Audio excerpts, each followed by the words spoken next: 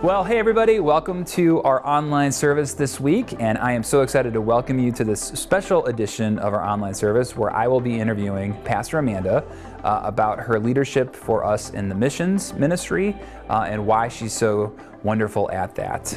We're so excited that you have decided to make this service a part of your day whenever you might be watching it, and we hope that our time together is a blessing to you.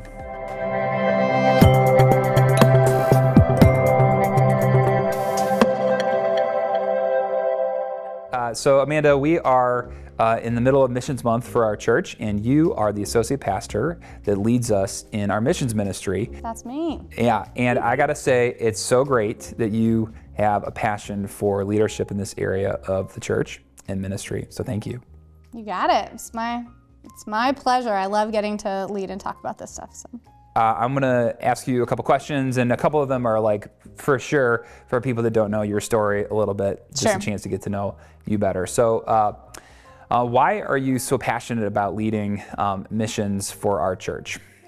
Yeah, well, I think really it's foundational in my faith that if you follow Jesus, you find your way in serving. I think that is the only kind of understanding of faith that I've been raised up in.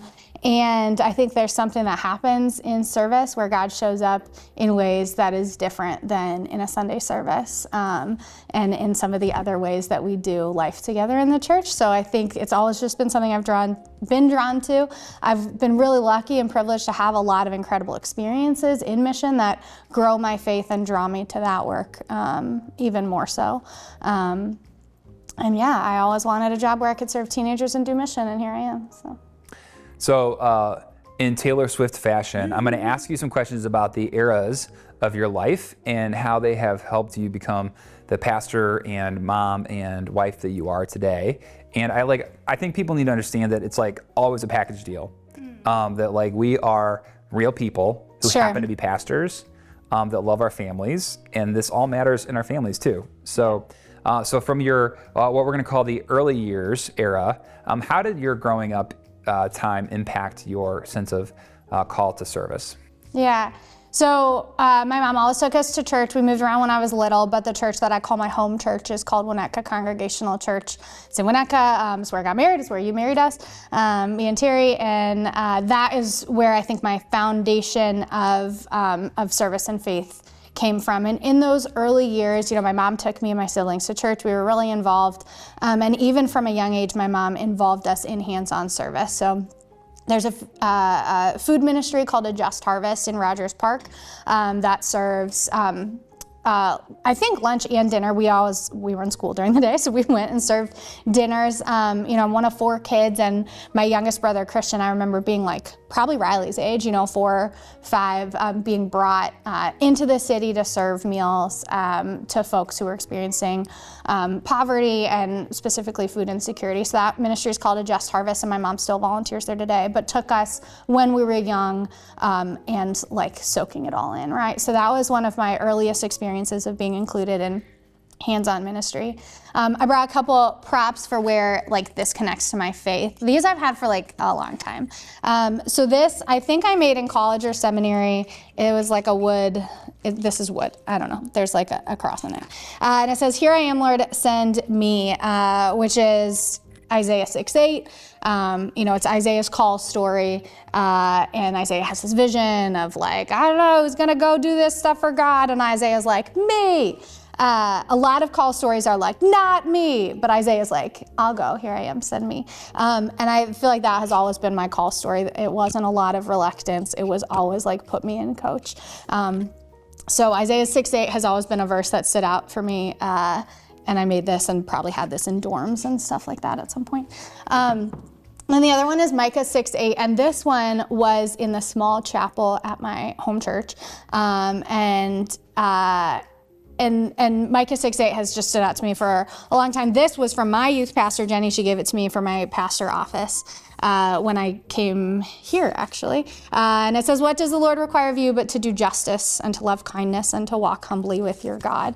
And I think that is like kind of how I understood who God was and how we were supposed to live in the world. And I think I've just tried to do that in a lot of ways, right? So that's like how I was taught, how I was raised. And other than that, Just Harvest food ministry, my biggest encounter with service growing up in those early years was going on youth mission trips, and they really changed my life, and I'm so lucky that they get to still be a part of my life. There's nothing like it.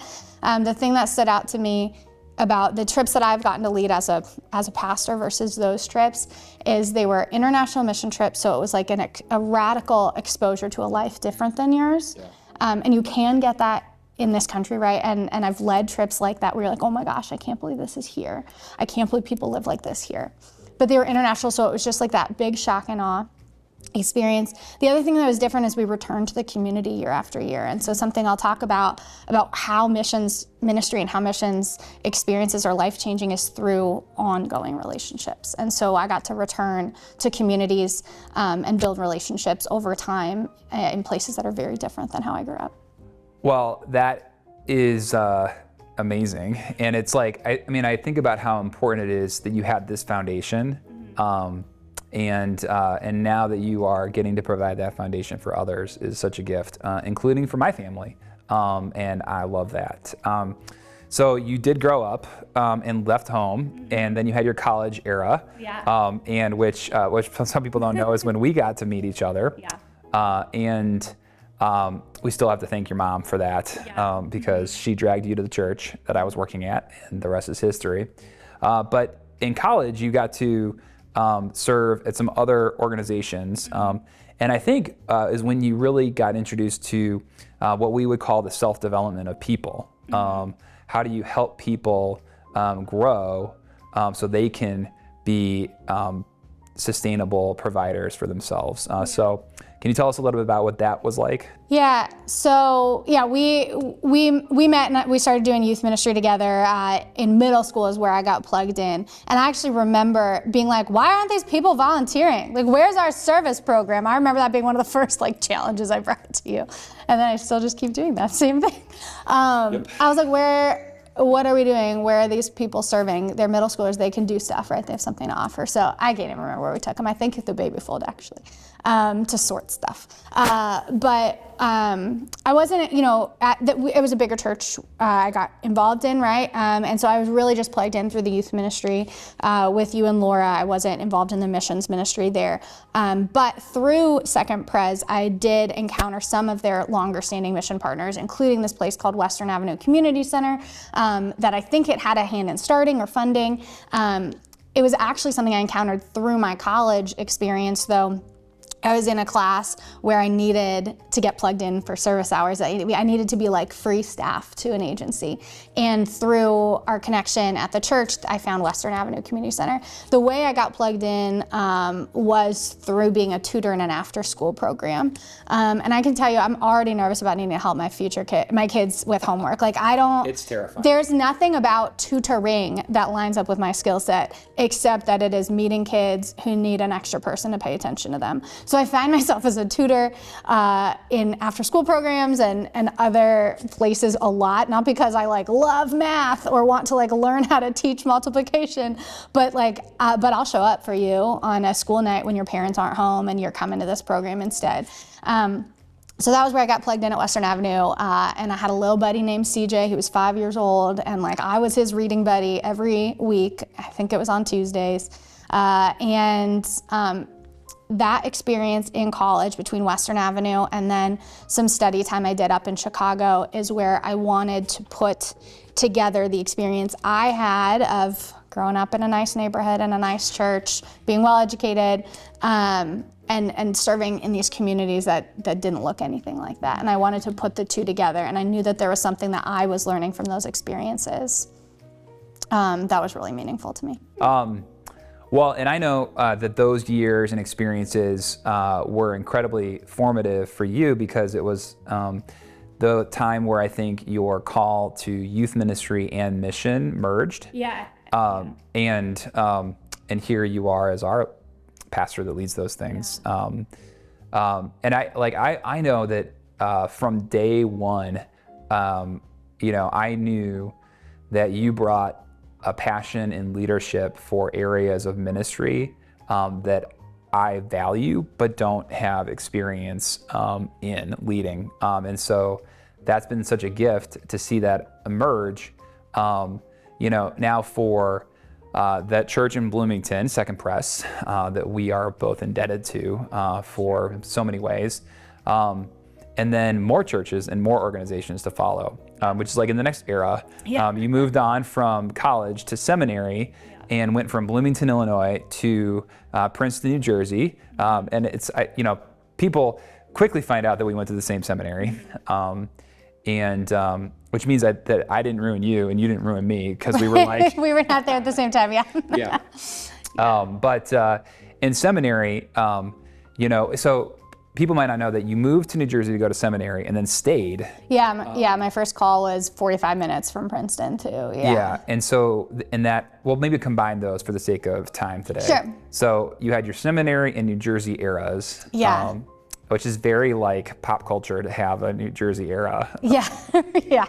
But what were you exposed to newly there? Well, do you remember when I went to Princeton, I was gonna go do a dual degree and be a social worker too. Do you remember that part of my era? All this, yeah. Mm-hmm. Because I forget about it sometimes until we were talking about some of this stuff.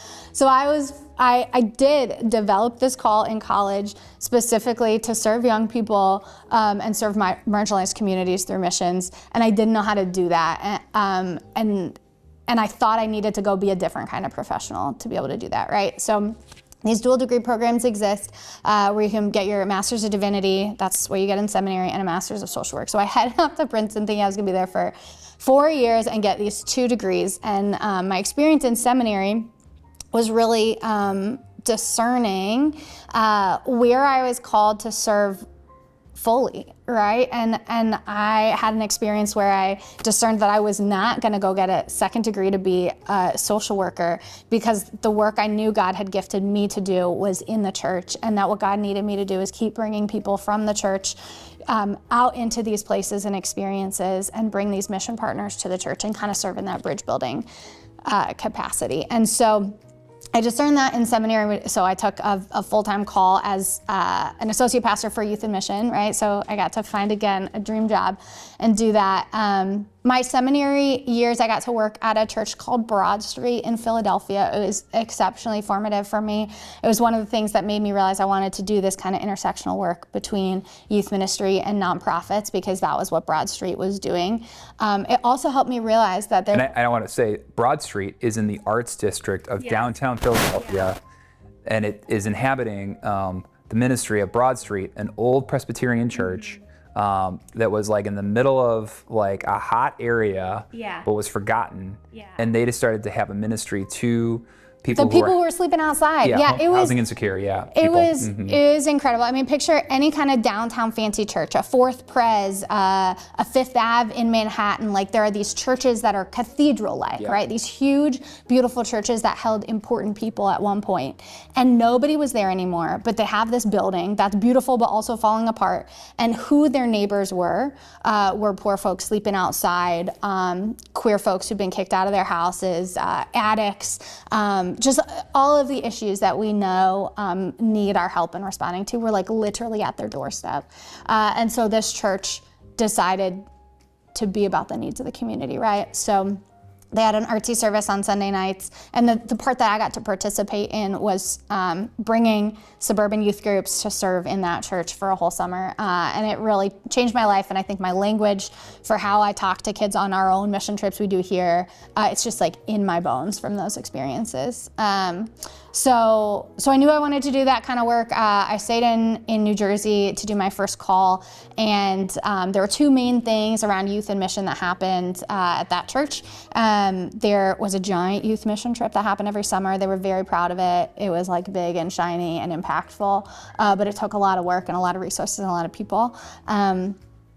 And so I got to lead those, and those were great experiences. And then there was something called the Agape Community Kitchen, and it was a weekly hunger program that was led by teenagers. It was in Elizabeth, a port city of New Jersey. It served some pretty vulnerable folks who were very different than my students, but we gave teenagers an opportunity to lead and have a voice and have an encounter with a community very different than them. And that was really faith shaping for them, faith shaping for the adults who got to be around it. And the hope is that the kids in that church go off to do great things and they never forget about people in need, right? And they can find different ways to meet those needs as they become adults. So those are the two main youth and mission encounters I got to have there. And then I did this crazy thing, take some teenagers to Zambia on a mission trip, because I'm Which determined. is where, by the way? Zambia is in the southern part of Africa. I just want to make sure everybody else knows. Yes, Zambia, Africa. Yeah. Yes. Oh, okay. Livingstone, Zambia, to be specific, which is where Victoria Falls is, which is a giant waterfall. It's awesome. So that church had an international mission partnership through the Presbyterian Church. So delegates from the Zambian church would come to our church, and we built relationships and we had experiences. And Jesus says, come and see. And so I was like, we should probably come and see what your life in Zambia is about. And in the past, it had been kind of just a couple ladies who really cared about this, who went on those kinds of experiences. And I just kind of had a bigger vision for it. So we took a team of 15 folks, age range from 15 to maybe 66 at the time. No, Diane was older, 73. And it was beautiful and intergenerational, and a different kind of experience than I've ever gotten to do before. So yeah, and they keep going back, so. Wow. That's, yeah. I mean, and I heard about all this and I believed it happened, but then it's amazing. All right, and that leads us to the last in the current era, which is the Park Ridge era, which has been amazing. And not only are you currently in this, but it's been a double era, because it's been fun because we've served together again, which has been great. And then also, you came to us when our kids were little, and you and Terry were newly married, basically, and living your best, eventually dual income, no kids life. Yeah. Terry's been on his own service journey as a coach and a trainer and now a cop. It truly is amazing. But then now you're a mom of 2 kids and still doing this amazing ministry, and have led Sunday night suppers for the last 6 years. What is in this era, what keeps you going? And as well. Yeah. 6 years, give or take a pandemic, right? It feels like a lot of time and no time all at once. So I think what keeps me going in this work is when you're plugged in to a faith-based why of service, I think that's like a well that doesn't dry up. I think there's a lot of hopelessness we can encounter in the world, whether that's policies and politics, or activism and justice work being really draining for folks. There's a lot of tired helpers out there, a lot of tired nurses and teachers and social workers and activists. I've held all of those hats, right? But I encounter them in my work. And what keeps me going is that I know that God's plan for the world is good. And I know that the promises that good stuff happens in the moment of encounter, in the moment of service, it's enough. Because I think one of the questions we in service work have to ask is well, what's mine to do? And I think it's a really important question for us as pastors to keep asking right now, what is mine to do? All of it is too much to hold. And so I trust that our Creator holds it all together, even when I can't. But what's mine to do, right? And so I think a question for all of us to be asking ourselves in the pews or listening or whatever is well, what's mine to do? And that moment of serving a meal is enough. That moment of meeting an immediate need in the moment, that's a real person that needed something from you, and that's enough, right? So that keeps me going, and I think that experience changes folks on the serving end of it. People who didn't know they could make a difference or didn't know that it was, that hope was possible, right? I think it changes us to be in serving work. And so I think we just keep trying, we keep showing up. So one of the things that's been we hoped would happen through your ministry and especially through missions is that it would have an impact on the kids and students and the next generation of our church and the church in the future. Like, you hope that happens. You can't promise that it's going to happen, but it has happened, which is amazing. And so there's this growing group of young adults and students that are getting to experience service because of your leadership. How has that changed you, and how has that changed them, and how do you think it's like changing the world for the better? Yeah, I think the best thing to happen to me as a COVID mom, trying to still build a thing here, right? Because it happened when I was like new here, COVID did. I didn't really have much to show for like having been here and doing ministry. And it was the experience of like Sunday night suppers became the thing that I could show up to. And then a young person started showing up too. So there was a mom who was part of this regular volunteer team, and then a student, her name is Maeve. We talk about Maeve a lot. But she started showing up, I think because her mom needed her out of the house to do a thing. But it, just like, it was COVID and they were teenagers, right? They could stay in their room on their phones forever, right? So in this brief window of time where I was kind of wondering what my impact was, I got to show up regularly and serve alongside, she was a freshman at the time, no, sophomore at the time, in high school. And we developed this relationship and alongside with these other adults who care about serving, right? So we had this mini church, this mini youth group. It was adults who care about service, who care about teenagers, creating a safe space. And it was the best gift to me because it gave me the vision for teenagers serving alongside me, even if I didn't need them, right? Yeah. Even there wasn't like a big job to do, but they needed a job to do, and so I made one. And we just kept doing that, right? So all these free fake interns I've made up out of nowhere were because young people needed a place to be and something to do. And so we gave it to them, and it's been the best thing for our guests, it's been the best thing for our teenagers. And through the length of our relationships, I've just learned that like it's really been what young people needed at the time. And I think if that's true for our little operation here at Sunday Night Suppers, like that's gotta be true on college campuses and bigger communities, that young people need a place to plug in and adults have gotta make a space for them. 100%.